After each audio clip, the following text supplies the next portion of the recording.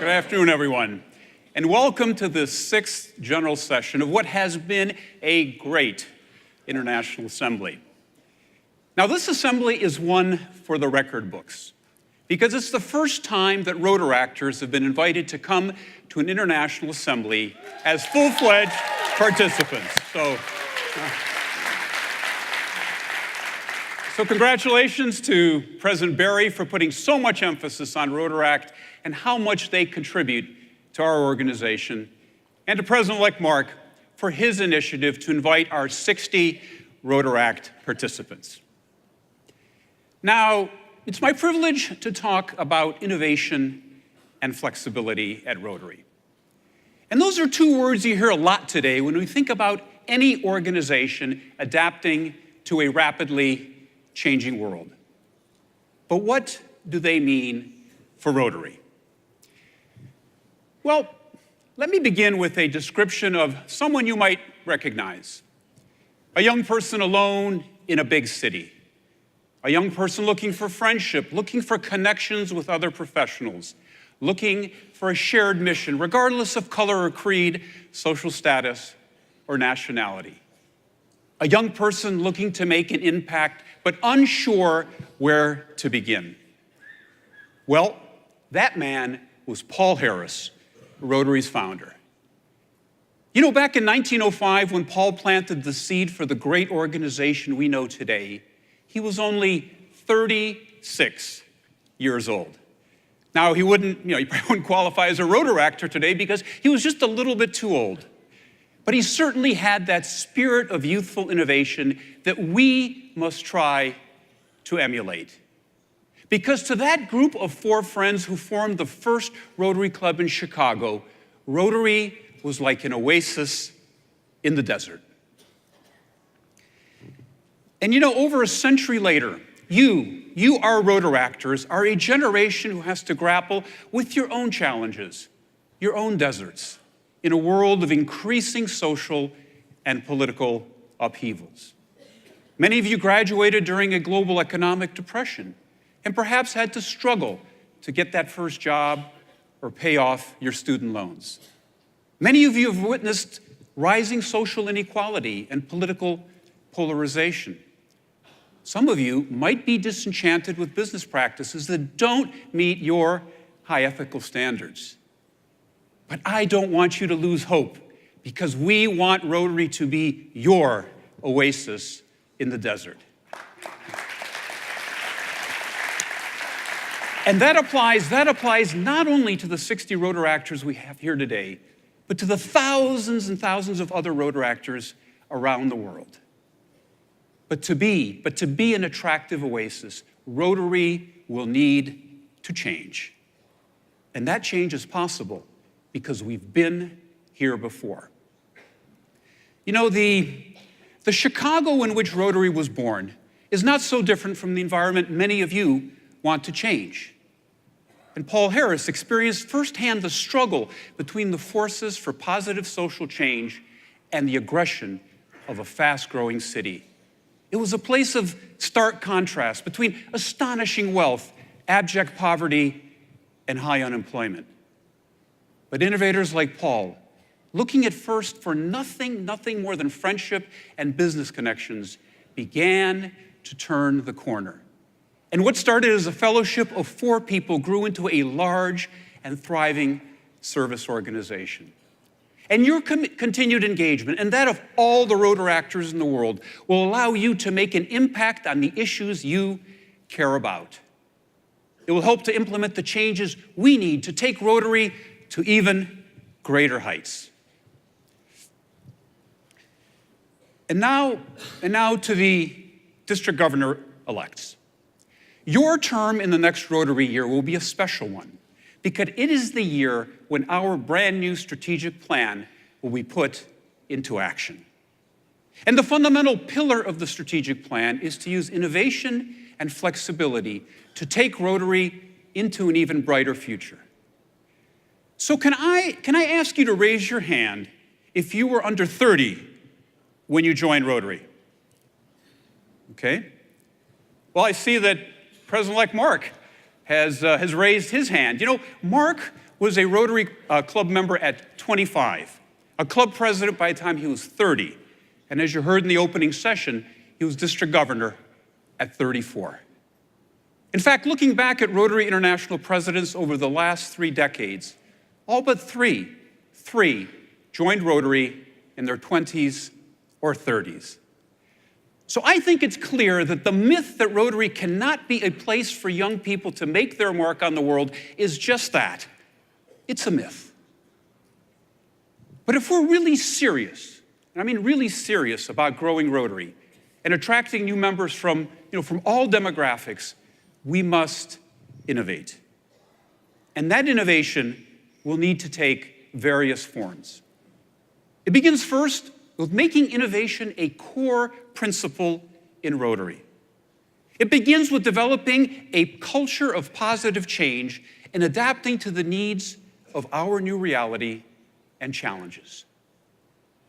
Second, innovation is also about transformative technologies. And we call this sustaining innovation. That is constantly developing our suite of products to serve our existing members. And we have implemented this concept of sustaining innovation through 3 channels of new technology: Rotary's Learning Center, Rotary Club Central, and an enhanced online membership leads program. Now, all these tools are at your disposal, and many new ones are in the process of being developed. Their consistent use should be a key foundation of our future growth strategy. So we can innovate in our mindset, and we can pursue sustaining innovation through technology. But there's a third kind of innovation that we must aspire to generate at Rotary, and it's called disruptive innovation. And in the world of business, it refers to a product or service often very simple in its first design. This product or service takes root at the bottom of a market, and then relentlessly grows in popularity until it displaces established competitors. Truly innovative innovation and truly disruptive innovation can create new markets. Take Apple, for example. I suspect most of you here are carrying a smartphone. And today we take for granted that we will always have a personal computer within our pockets. Now, when Apple first arrived in the technology space, it was a real innovator, just like Rotary was in its early day in the area of social impact and connecting for good. However, over time, Apple became just another overpriced computer company and faced an uncertain future. And the brand didn't reverse its decline until, with the help of Steve Jobs, it returned to a path of disruptive innovation. With products like the very first iPod and iPhone, Apple made transformative technologies available for millions. And today, it is one of the world's most valuable companies. Now, I mention Apple because its huge growth is a testament to the fact that established organizations can channel disruptive innovation to reach new customers. As Tusu Tusubita said earlier this week, increasing our ability to adapt is a cornerstone. It's a cornerstone of our strategic plan. Because if we don't respond to a rapidly changing world, the world that we exist to serve, we run the risk of being left behind by a new breed of disruptive innovators. Because that's exactly what happened to Kodak, which for a century was one of the world's leading companies with a consistent reputation for innovation and excellence. But the company stopped innovating. It invested less in research and development and misread many signs of how the world was changing around it. It became unable to adapt swiftly, and lost sight of its long-term vision. And a company that was once one of the most valuable and most recognizable in the world was forced to declare bankruptcy in January of 2012. And so as Rotarians, we need to heed the lessons of missing opportunities to adapt and to innovate. So imagine for a moment what a Rotary Club could look like in the future. Imagine a club that could change its meeting schedule and format. A club where you can relax attendance requirements. A club where you can offer multiple membership types. A club where you can invite Rotaractors to be members of your club while they are still in Rotaract. A club where measuring adherence to the rules is replaced with measuring progress against goals to improve the community and to grow the club. Well, you don't really have to imagine very far because these clubs already exist. Next Rotary Generation Invercargill is a family-friendly club in New Zealand with fluid meeting times and venues. And while attendance is encouraged, it's not compulsory. The Rotary Club of Aruba systematically engages with local Rotaract and Interact clubs to ensure a smooth and natural transition into a Rotary Club. And as a result, half of the club members are now former Rotaractors. And then there are the so-called passport clubs. 3 years ago, District 5180 in California began thinking about a club model that would be attractive to younger members who were not interested in attending weekly meetings or paying dues they simply couldn't afford. And so the district chartered what they called a passport club with 20 members in Sacramento, California. Now, this club meets only 6 times a year. That's right, 6 times a year, with an optional social event in the month between meetings. And in addition to attending the 6 required meetings, every year, passport members are required either to contribute $1,000 to the Rotary Foundation or do at least 40 hours of community service with Rotary clubs or other nonprofits in the district. This club has more than tripled. That's right, it's tripled its membership in the last 3 years. You know, it may not be for everyone, but it is offering a product that young professionals clearly find attractive. In fact, the concept is now spreading, and there are almost 20 passport clubs now in the United States, Canada, Australia, and elsewhere. But I think that we can do even more. We can innovate while still supporting our existing or traditional clubs. They will always continue to be the backbone of Rotary. And our innovation should always reflect our core values. But we also need to push the envelope and grow Rotary through the establishment of new, pioneering clubs. They can become our iPod or iPhone. Now, a long-term sustainable growth strategy, it just doesn't appear out of thin air. It requires persistent and continued emphasis and commitment by leadership within every single district. It requires a commitment to club innovation and flexibility, a commitment to best serving the specific needs of our communities as they evolve. It requires a commitment to incorporating Rotaractors into Rotary. I mean, here's an interesting idea for the governors-elect. How about handing over one day of your district conference to your local Rotaractors? All right? And if you really want to be bold, turn over the whole district conference program over to the Rotaractors. Or even better, invite Rotaractors to district leadership positions and have them play a meaningful role as an equal partner in developing and carrying out projects. So as you, the district governors-elect, embark on your year of leadership, I challenge you to support existing and traditional clubs.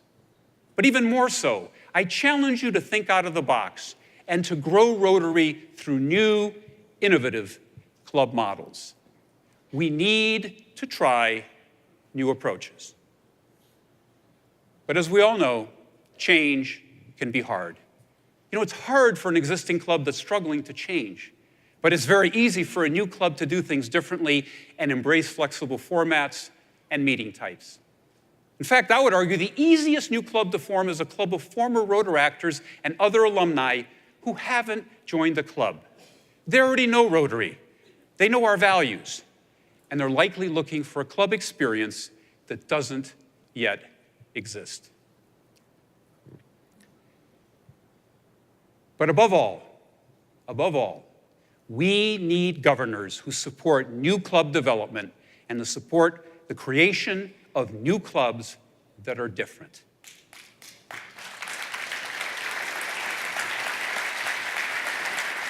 So to summarize, there are three clear paths to make the changes that will grow Rotary. One, to grow by innovation in those existing clubs that want to change. Two, to grow through the creation of new and different clubs. And finally, to grow by incorporating Rotaractors, to truly treat them as the extraordinary partner and resource that they are.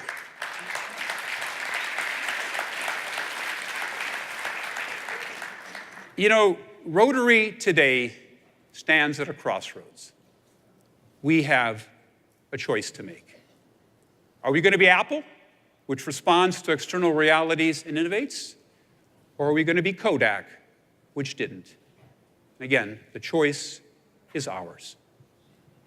And I'm confident that through your leadership and through the leadership of your successors and thousands of Rotarians around the world, you will be the inspiration that allows us to successfully navigate these crossroads. We are clearly up to the challenge. And in doing so, we will prove how Rotary connects the world through innovation, flexibility, and thoughtful change. Thank you very much.